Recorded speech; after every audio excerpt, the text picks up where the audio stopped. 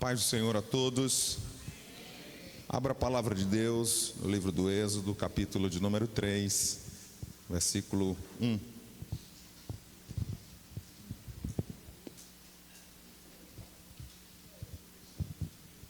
Êxodo, capítulo de número 3, versículo de número 1.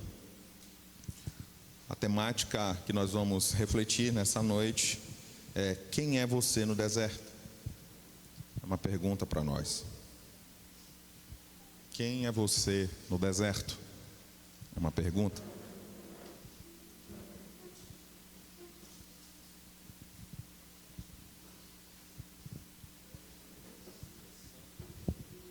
Temos alguns personagens aqui essa noite para mostrar como se comportaram ou o porquê estavam ou estiveram no deserto. E a gente começa com o capítulo 3, versículo 1 de Êxodo. Vamos ler o texto, por favor?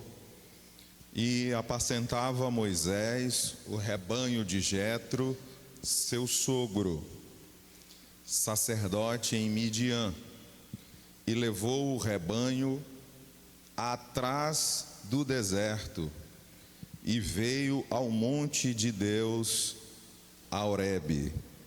E apareceu-lhe o anjo do Senhor em uma chama de fogo, do meio de uma sarça.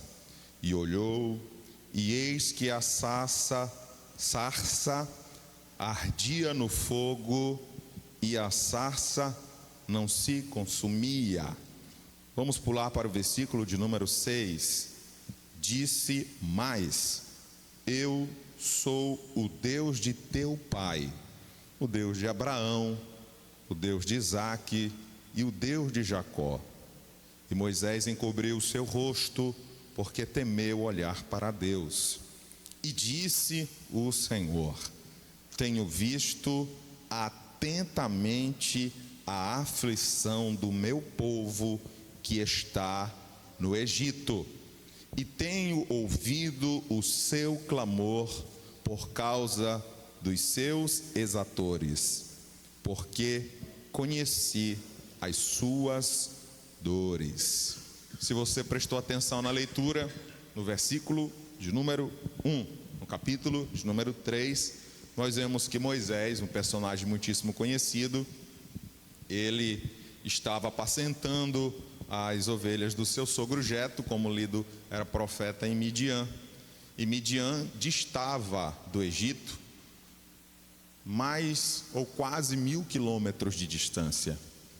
E observe que este homem, Moisés, que já esteve no Egito e fugiu para esta região, depois que ele matou um egípcio que estava manietando um dos seus irmãos hebreus. A palavra nos conta que depois de que ele comete este assassinato, e ele desconfia que todos já sabem do que ele tinha feito, ele foge para esta região. Nos diz a Bíblia que esse homem, depois que o tempo passa, e ele casa, está agora pastoreando. Mas há algo interessante para nós refletirmos. Ele está conduzindo as ovelhas para o deserto. Eu sei que nós temos naturalmente a imagem do deserto como uma região de areias e de dunas e ponto final. Mas não. O deserto do Saara é um exemplo, obviamente, mas toda a região onde não há densidade demográfica, onde não há um contingente grande de pessoas por metro quadrado habitando, pode-se considerar uma região desértica. Assim como a Antártica também é um lugar deserto, apesar de não ser quente, como no Saara e outros desertos, mas também não existe uma população de destaque. Na época de Moisés existiam alguns desertos. O próprio deserto do Sinai, tem o deserto do Oriente, o deserto de Zin, o deserto de Parã, o deserto de Ectã, o deserto de Sim. E esse servo do Senhor precisava levar as ovelhas, pois era comum Como não existia plantação de pastos para os animais naquela época, então os pastores andavam meses atrás de pastos para que os rebanhos pudessem se alimentar. E normalmente, quando regressavam de uma viagem longa, os pastos que já haviam ficado para trás, que foram utilizados, já haviam sido renovados, já haviam crescido e eles retornavam para suas casas. Mas se você perceber, nós estamos falando, e o tema da nossa lição me senti na escola bíblica dominical, e o tema da nossa ministração nessa noite é: quem é você no deserto? E o primeiro personagem é Moisés. Você é um Moisés no deserto? Quem é Moisés no deserto? Moisés é apenas um trabalhador. Moisés certamente já está cansado, afadigado, cheio de tarefas, cheio de responsabilidades. E para ele, o deserto, o trabalho é também um deserto. O trabalho também é de extrema dificuldade. O trabalho, o deserto, que também não significa apenas esse espaço geográfico, nós podemos também imprimir nessa palavra deserto um sentimento, como alguém pode se sentir deserto de sentimentos, pode se sentir vazio, pode se sentir isolado, pode se sentir sozinho, como se estivesse no deserto, às vezes circulado de pessoas. Mas o deserto na vida de Moisés é apenas um lugar de trabalho. Moisés só está trabalhando no Egito, melhor, no deserto. E observe que Deus vai falar com aquele homem que está trabalhando no deserto, que está cheio de atividades. E os personagens que nós vamos trazer aqui para nós, todos eles têm uma importância do deserto em sua vida. Todos estes, o deserto passou na vida dele de alguma forma. E o deserto vai deixar algum tipo de lastro, algum tipo de aprendizado para nós. E esse homem, no meio do trabalho, muitíssimo ocupado, um viajante, com o rebanho do seu sogro, grande responsabilidade. É nesse cenário que Deus resolve falar com ele. Nós vimos que Moisés está neste cenário de trabalho, e ele sobe, está no monte. Sinai, Horebe são as terras, Sinai é o monte, mas é o mesmo nome, tanto Sinai como Horebe, é a mesma coisa. Eu cresci vendo meu avô falar que algumas igrejas têm um círculo de oração Monte Horebe, e nessa mesma igreja tem um círculo de oração Monte Sinai. É o mesmo monte, né? É a mesma coisa, não são distintos, não são diferentes, se trata do mesmo lugar. E eu dizia para os irmãos que é no meio desse tanto de responsabilidade, onde às vezes a gente não tem um tempo para Deus, pois são nesses momentos que mais Deus quer falar conosco. Porque eu quero que você olhe para Moisés, ele está ocupadíssimo, está viajando há meses, porque de Midian, a região onde ele saiu, com as ovelhas do seu sogro, e agora para as terras, para o deserto do Sinai, para as terras do Sinai, de Horebe, são alguns quilômetros. Então Moisés já está provavelmente semanas fora de casa, mas ele continua trabalhando na sua responsabilidade. E poderia ser que Moisés estivesse ali cansado de viajar, cheio de coisa para fazer. A vida do campo é uma vida que tem responsabilidade toda hora. Quem conhece um pouco sabe do que eu estou falando. Mas poderia ser esse cenário onde de deserto poderia também representar a ausência total da presença de Deus. Mas há momentos na vida da gente que Deus permite o trabalho, o deserto, para que a gente sinta o desejo, a vontade de ir em busca da presença dEle. Moisés foi por uma curiosidade. Eu acho interessante é que Deus conduz ele. Ele chega a um determinado monte e o anjo do Senhor aparece. E nós estamos falando da própria pessoa divina, onde de uma sarça que não se consumia, o fogo pegava, mas ela não se apagava, ela não, de fato, não era consumida. Então Moisés ali, Deus chama a atenção de Moisés no meio de um deserto do trabalho. Meus irmãos, Deus tem emitido tantos sinais de que Ele quer se relacionar conosco. E às vezes, as provações que nós passamos, elas são sinais de Deus dizendo: pare um pouco para falar comigo. Às vezes, um mundaréu de coisas que nós temos para estudar, um mundaréu de processos e de projetos que nós temos para executar, outros despachos que tem para fazer, e nessas idas e vindas, Deus às vezes é esquecido e a Bíblia fica em cima de uma prateleira ou dentro de um carro, às vezes no porta-luva, esperando o próximo culto de domingo para que essa pessoa vá lá nessa Bíblia de novo e pegue para ler a palavra. São momentos assim que Deus permite que o trabalho vire um deserto, onde você trabalha e você está sozinho, onde você se esforça, dá o seu máximo, mas Deus não está sendo a sua prioridade, mas Deus não está sendo o caminho que você quer permanecer. É nesse cenário que Deus chama a atenção de Moisés para falar com ele. E eu digo para você, iluminado pela palavra de Deus, eu não estou dizendo para você que você vai ver uma sarça ardendo hoje, mas tem provas que elas estão ardendo como fogo na nossa vida. Às vezes Deus fala conosco a sarça ardendo, mas há momentos onde você é a própria sarça, onde Deus permite você passar por dificuldades e problemas, para que no deserto onde você está apenas trabalhando, você descubra que há um Deus que quer se relacionar com você. Na hora que você está focado em continuar a tua viagem, na hora que você está focado em continuar os teus projetos, na hora que você está focado em fazer a sua vontade, onde você quer fazer do seu jeito, são nesses momentos que Deus se revela e diz: eu sou o Deus de Abraão, de Isaac e Jacó. E o mais importante, o que ele quer dizer? Eu sou o seu Deus. O que Deus estava fazendo? Relacionando-se com um homem que praticamente esqueceu Deus, porque ele saiu correndo do Egito, e agora ele está num deserto viajando há tempos. Aí Deus vai lá e deixa a sarça pegar fogo. Deus colocou uma pessoa do seu lado. Diga assim para essa pessoa: o que é que você quer que pegue fogo? Pode perguntar. A sarça ou você? Quem você quer ver o fogo queimar? A sarça ou você? A prova ou você? Se posicione, meu irmão. Se aproxime de Deus. Priorize Deus. Busque o Deus que faz a sarça arder sem se consumir.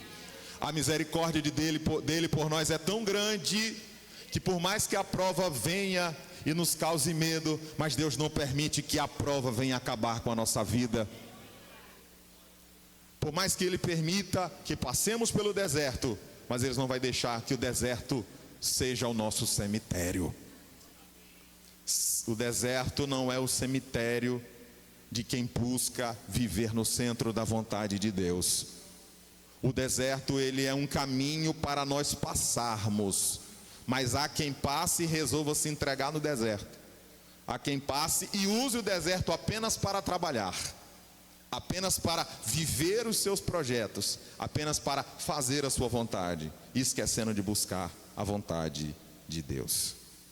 Quem é você no deserto? Quem é você no deserto? Você é alguém que está com os teus ouvidos atentos para ouvir o que Deus quer falar? Você é aquele que está com os seus olhos atentos para ver a sarça arder em fogo? Ou você é aquele que está disposto com o coração a buscar a presença de Deus?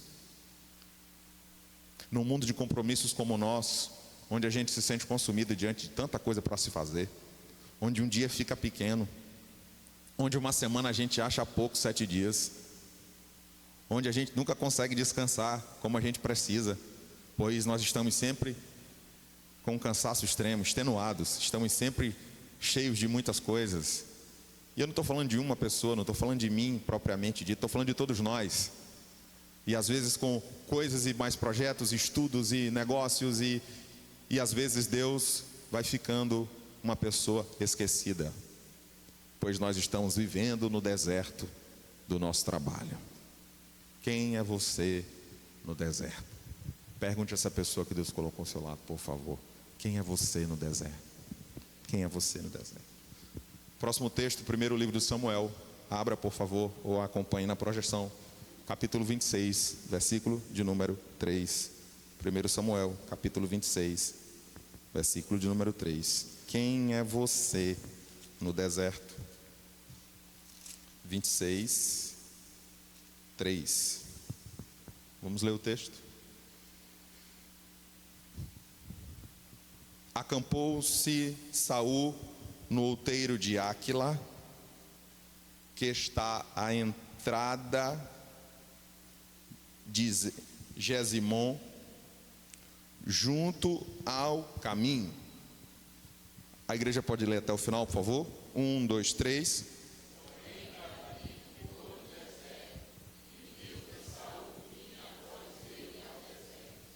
Quem é você no deserto? Alguém que está apenas trabalhando nele, ou como Moisés, ou como Davi, fugindo. Nós sabemos que Davi recebeu uma promessa de Deus melhor. Ele recebeu uma unção especial de Deus, que é mais do que uma promessa. Já era algo concreto, mas mesmo sendo algo concreto, era algo que demandava um tempo. Só que o poder, na cabeça de algumas pessoas, é a prioridade de vida delas. Saul, quando viu Davi matando o gigante e as pessoas gritando o nome dele, causou ciúme, e aí ele intentou matar a Davi. A Bíblia nos diz que em nenhum momento Davi, que tinha uma unção de Deus sobre a vida dele, que recebeu a unção com óleo pelo profeta Samuel, que ele poderia muito bem reivindicar aquela consagração, aquela unção. Mas você não vê na Bíblia Davi se inclinando a matar Saul. Você vê Davi no deserto fugindo de Saul. E deveria ser o contrário. Davi deveria perseguir e matar. Mas Davi preferiu não perseguir e matar, mas fugir. Pois o deserto para Davi representava a esperança de continuar vivo. Meu irmão, eu quero dizer para ti pela palavra de Deus que existem coisas nas nossas vidas que a gente diz e pensa que o deserto é ruim demais para nós, mas aquilo que parece ser ruim é um escape. Aquilo que parece ser ruim é onde Deus vai me manter vivo. Aquilo que pode parecer ruim vai ser de Deus para mim como uma estalagem. Aquilo que parece ser o meu fim vai servir para mim como refúgio. E enquanto o deserto para algumas pessoas representavam a morte, o deserto para Davi representava a vida. Por que Davi estava vivo? Porque ele estava no deserto. Porque se Davi estivesse na cidade, porque se Davi estivesse no palácio, se Davi estivesse nas cerimônias e nas festas, buscando os holofotes, ser visto e notado pelas pessoas, alguém poderia muito bem dizer: esse rapaz está querendo se aparecer, só porque ele foi ungidinho. Irmãos, não foi esse o que Davi fez. O que Davi fez? Utilizou do deserto para sobreviver. Irmão, eu vou dizer para ti que está fluindo uma palavra do meu coração, está rasgando a minha alma. Aleluia. Deus nos dá estratégia para transformar o deserto em vitórias. Deus é quem nos dá estratégia para transformar situações ruins em boas. Mas começa como você vê o deserto que Deus está permitindo. Se você olha para o deserto e pensa como alguém poderia dizer para Davi: irmão, se Davi fosse ovelha não, mas se Davi fosse uns crentes de algum, se a Davi fosse de algumas igrejas que tem por aí, que existe nos nossos dias, Davi ia estar de joelho, orando e chorando e dizendo: cadê minha promessa? Davi estaria dizendo: Deus, tu está mentindo, tu está brincando com minhas emoções. Porque algumas pessoas acham que o grau dela de intimidade com Deus é tão grande, tão grande, tão grande, tão grande, que ela pode ofender a Deus. Esquece isso. Por maior grau de intimidade que você sinta, tome cuidado, porque você está falando com o grande eu sou. aquele que dá e tira a vida. Até a intimidade e as palavras que eu vou usar com Deus, elas têm limite.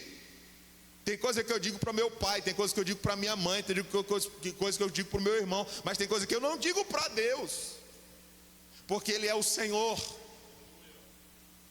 E como o Senhor, Ele tem que ser honrado como Senhor, Ele tem que ser honrado como Deus, Ele tem que ser honrado como soberano, como Criador. E eu sou a criatura. E não posso ser uma criatura sentimentalista. Deus, cadê sua promessa? Oh Senhor, eu estava lá no campo, eu não pedi para o Senhor me consagrar, foi o Senhor que me consagrou. Você não vê Davi, irmão, com um mero sentimentalismo. Você não vê Davi com vitimismo. Você não vê Davi postando no Instagram dele, alguém me defende, alguém faz algo. Não, você vê Davi com uma postura que ninguém imaginava que ele iria ter. Pois a postura de Davi é uma postura sábia. Davi, pelo contrário, ele diz: ai de mim, me levantar contra o ungido do Senhor. Meu irmão, eu vou dizer para você, Saul já tinha perdido a unção fazia tempo, mas Deus respeitou a forma como Davi estava encarando a situação. Pois em tudo, como eu encaro, como eu penso, como eu interpreto, como eu correspondo e como eu vivo, Deus participa comigo. Davi não quis matar alguém que recebeu a mesma unção que estava sobre ele. Mas eu te pergunto, Saul estava respeitando Davi? A unção que ele recebeu? Não. Então para Davi o deserto não era ruim.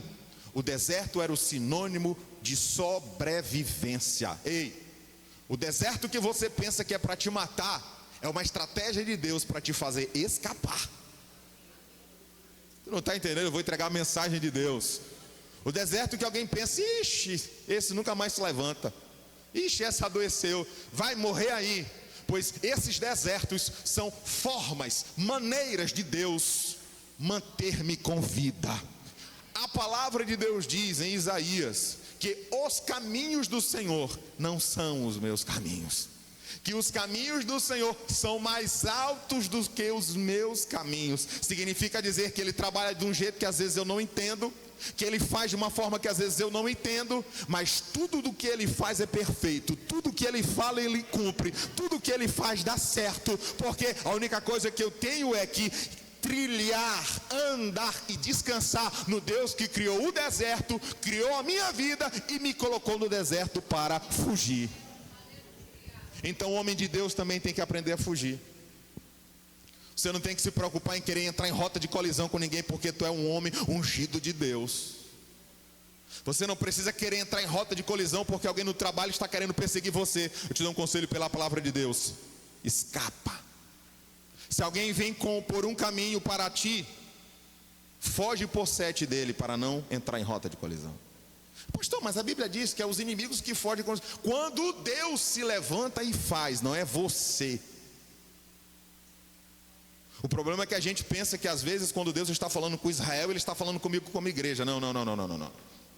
Não me venha querer exigir as bênçãos de Israel sobre a sua vida. Não faça isso, isso é uma loucura. E tem gente que participa de culto de campanha exigindo as bênçãos de Israel sobre si. Não, meu irmão, pelo amor de Deus. A Bíblia mostra, e é bem claro, que há momentos que Deus está falando e determinadas bênçãos são exclusivas de Israel. Eu não vou entrar no mérito. Mas tem coisa na Bíblia que ela é exclusiva da igreja. Israel não tem como entrar no mérito. Israel não tem o batismo com o Espírito Santo como nós temos, não tem os dons espirituais como nós temos, não tem mais o dom profético como nós recebemos, não recebe as mensagens proféticas como nós recebemos. Mérito não, por obra e graça da cruz do Calvário, mistério de Deus com a igreja. E não é com a denominação A e nem com a denominação B, é com a igreja do Senhor. Você está recebendo a palavra de Deus? Diga para esse crente que está ao seu lado, por favor, pelo amor de Deus. Diga assim para ele: alegra o teu coração. Se é tempo de fugir, foge, mas fica vivo. Ei, irmão, se alguém não quer respeitar a unção que Deus colocou sobre você, ela vai se ver com Deus. Há uma unção de Deus sobre os seus ungidos. Eu não estou falando meramente de um pastor, estou falando de todo e qualquer salvo na pessoa de Jesus Cristo. Se alguém desrespeita a unção de Deus, vai se ver com Deus.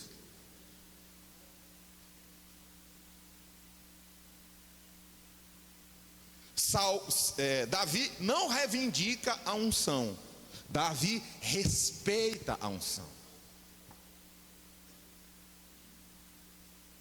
Davi não cobra manutenção de vida porque ele foi ungido. Davi respeita o ungido do Senhor. Existem semeaduras que as pessoas colhem e elas esquecem do que elas fizeram com servos e servas de Deus sinceros. Tem gente que não está se importando com a semeadura, e depois que semeia, ainda quer bênção de Deus. Senhor, cumpra a tua promessa. Senhor, me faz triunfar. Não, não é assim. O Deus que honrou a Davi, honrou pela postura de Davi diante da oportunidade. Davi não foi oportunista. Davi recebeu a unção de Deus e aguardou o tempo de Deus e não do homem na vida dele. Querer antecipar as coisas nos faz sair do caminho da unção que Deus deseja depositar sobre nós. E eu estou olhando para a palavra. A partir do momento que a unção, alguém se perde na unção e desobedece, como foi com Saul, o que é que Deus fez com ele? Levantou outro e não pediu a opinião de Saul. Deus não perguntou se poderia. Deus simplesmente levantou e tirou no tempo dele. Mas o que é que Davi teve que fazer? Enquanto não chegou o tempo de Deus na vida dele, Davi teve que fugir. Quer que eu te diga uma coisa? Quem eram os companheiros de Davi nessa fuga? Eram bárbaros, eram salteadores. Davi teve que se unir para sobreviver com homens de má índole. O pessoal só fala os guerreiros de Davi. Vai estudar e ler na Bíblia quem eram os guerreiros de Davi. Era só mala. Davi estava cercado de gente ruim, mas Deus estava usando aquelas pessoas ruins. Porque tem hora que até o ruim Deus usa. Tem hora que até o que não presta Deus usa. Eu estou recebendo a palavra, está fluindo, é do Espírito Santo de Deus para a igreja. Até quem não presta está sendo usado por Deus. Deus não faz isso não? Se tu não crê, não é o Deus que eu creio. Deus usou os bárbaros, Deus usou os pilantras, Deus usou os ladrões, e esses homens ajudaram Davi a se manter vivo.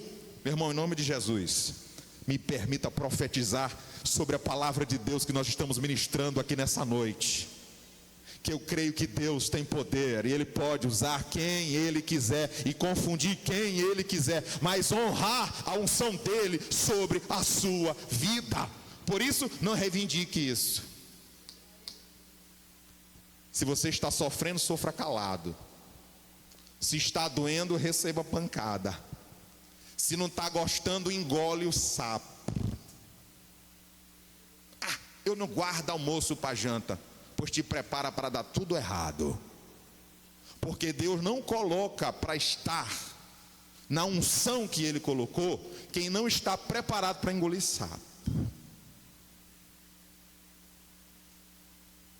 Deus estava preparando Davi. Tu não engole sapo não?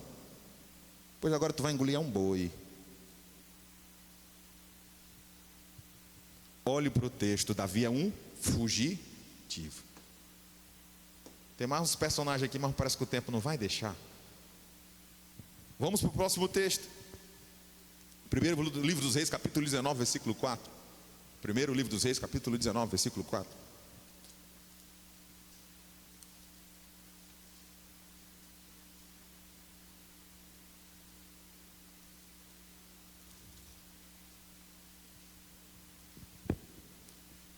E ele se foi.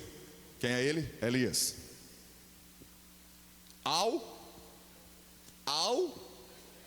Você está aí, não está?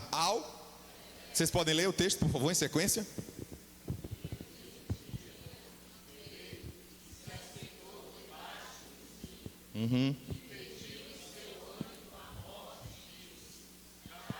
Já basta.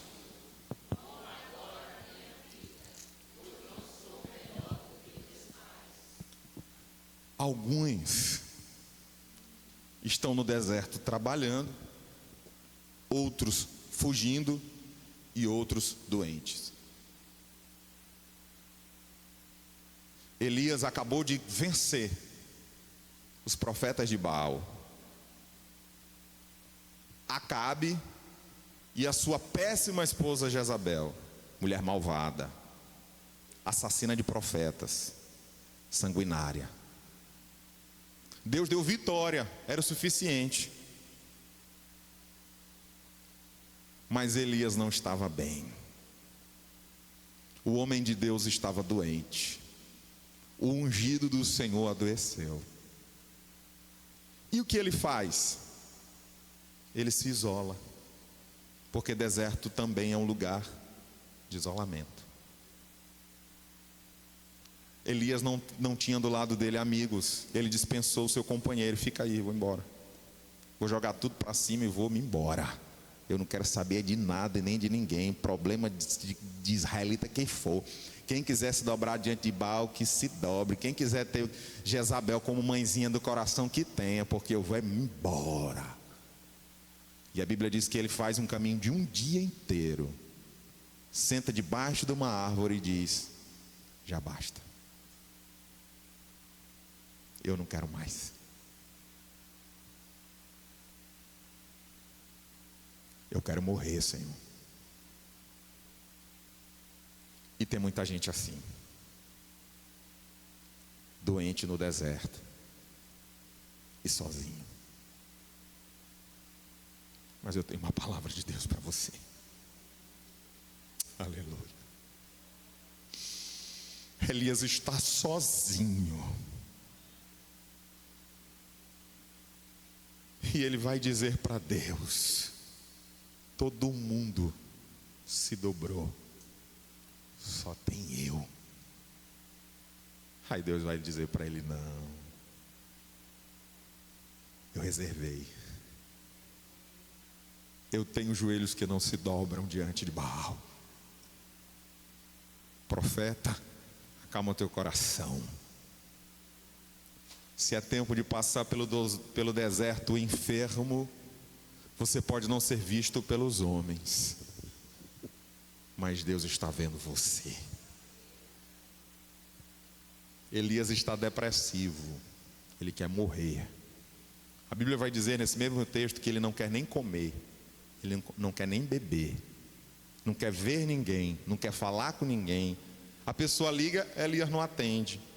Manda mensagem, Elias não responde.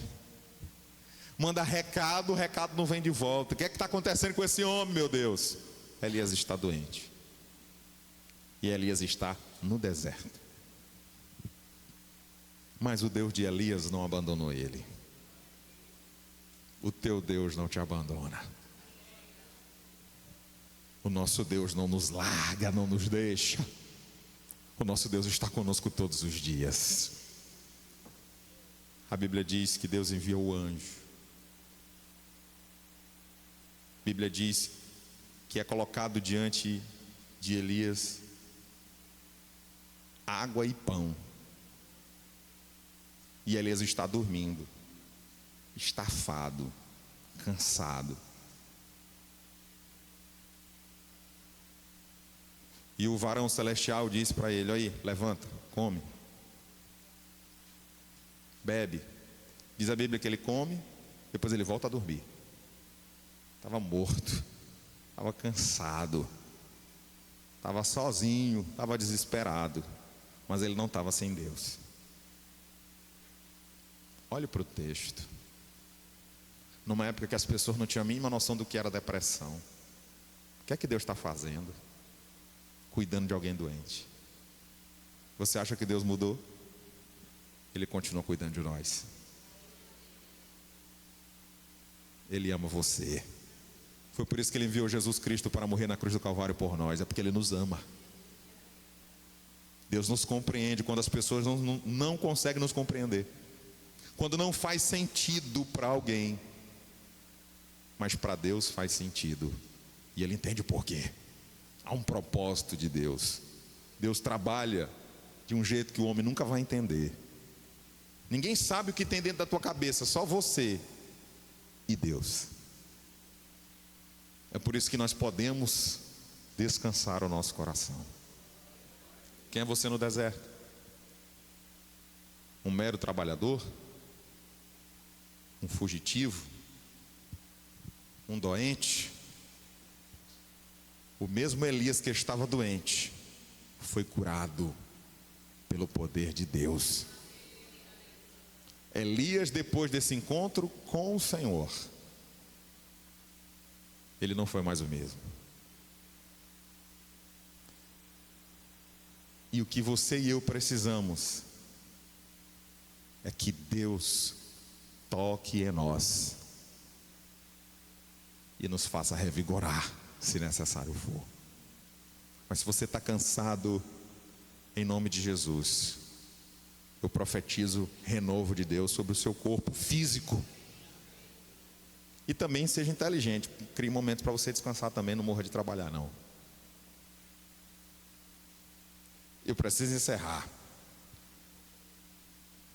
E eu vou encerrar a ministração dessa noite com Mateus capítulo de número 3, versículo 1. Projeta para nós, por favor, irmão Yuri.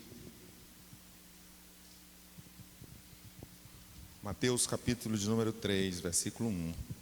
Quem é você no deserto? E naqueles dias apareceu João Batista pregando no deserto da Judeia. Uns no deserto fogem, outros trabalham, outros adoecem e outros são usados. O que é que João Batista faz no deserto dele, da vida dele? Não vai em busca dos grandes públicos, não vai à feira pregar, não vai às praças, não vai em busca das multidões. Ele vai para o deserto. E do deserto ecoa até os nossos dias: arrependei-vos e convertei-vos, porque é chegado a vós o reino dos céus. Meu irmão, em nome de Jesus, eu quero dizer para você que Deus quer te usar no deserto. João Batista recebe uma promessa de Deus. O nascimento dele é diferente. Há uma unção poderosa sobre a história dele. E toda a história difícil, se está escrita com o dedo de Deus, ela tem um final feliz. Porque o próprio Jesus disse que não tem de homem nascido de mulher nenhum homem é maior ou semelhante a João Batista. O maior homem da terra. E óbvio, eu não estou falando de Cristo, o verbo encarnado. Estou falando de 100% e exclusivamente homem. Porque Jesus era 100% homem, 100% Deus. Pois esse João Batista, que lugar que esse homem prega? É nos maiores congressos da época? Não. Ele está nas sinagogas? Não. Ele está na porta do templo pregando? Não. Onde ele está? No deserto. Deus quer nos usar nos nossos desertos. Você está enfermo, Deus quer te usar no hospital. Você está trabalhando, Deus quer te usar no teu trabalho. Você vai à academia, Deus quer te usar na academia. Ou você tem vergonha? Ou você não quer que as pessoas saibam quem é você no deserto? Se você não é um instrumento, você vai ter que virar fugitivo. Se você não é um fugitivo, você vai virar placa de cemitério no deserto. O que você vai fazer no deserto? Qual é a tua postura? O que você tem a dizer? Deus quer te usar. Deus quer usar a tua vida para abençoar outra. Deus quer que você abra a sua boca para falar. Deus quer que você abra os teus lábios para testemunhar, para dizer quem é o Deus que te socorreu no deserto. O mesmo deserto que mata alguns é o deserto que alguns viram o canal de Deus. A história da humanidade começa a partir do deserto, porque Jesus vai até o deserto onde João Batista para ser batizado por ele. Tem um mistério de Deus com o deserto que nós nunca vamos entender. E quem foi que disse que a gente tem que entender os desertos? Você tem a possibilidade de ser instrumento de Deus no deserto. Deus quer te usar. Deus quer usar você. Onde? No deserto. Onde você está. No meio dessa luta, no meio dessa depressão, no meio dessa dificuldade, no meio dessa escassez, no meio desse aperreio financeiro, econômico, no meio dessa grande dificuldade que você enfrenta, esse pode ser o palco perfeito para que o poder de Deus seja demonstrado naquilo que você está vivendo. E alguém vai olhar e dizer assim: não faz sentido essa mulher tão feliz passando o que ela está passando. Não faz sentido esse rapaz estar tão feliz vivendo o que eu sei que ele está vivendo. Não faz sentido. Poderia não fazer sentido. Mas há uma postura de um homem e uma mulher de Deus no deserto que faz toda a diferença. É quando ele diz: Senhor, eu aceito o deserto, mas eu não me entrego no deserto. Eu quero ser instrumento no deserto. Usa a minha boca no deserto. Usa as minhas mãos no deserto. Usa os meus pés nesse deserto. Eu não estou aqui para morrer, eu estou aqui para pregar. Eu estou aqui para viver promessas e planos. Eu estou aqui para fazer a tua vontade. Eu estou aqui para ser instrumento teu nesse deserto. Fique de pé, por favor.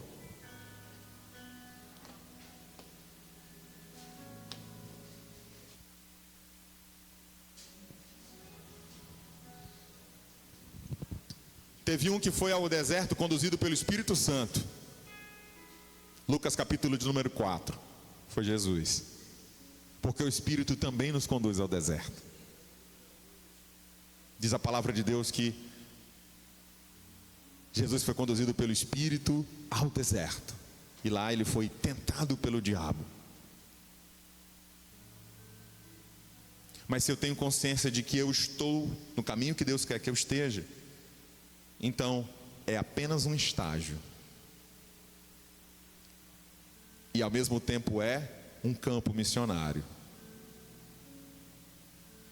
Pois Deus quer nos usar nos nossos desertos. E Ele quer nos conduzir pelo Seu Espírito Santo. Feche os seus olhos, por favor.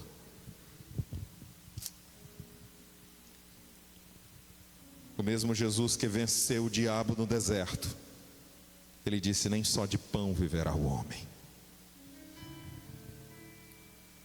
Que o pão de dor não esteja no centro da tua vida,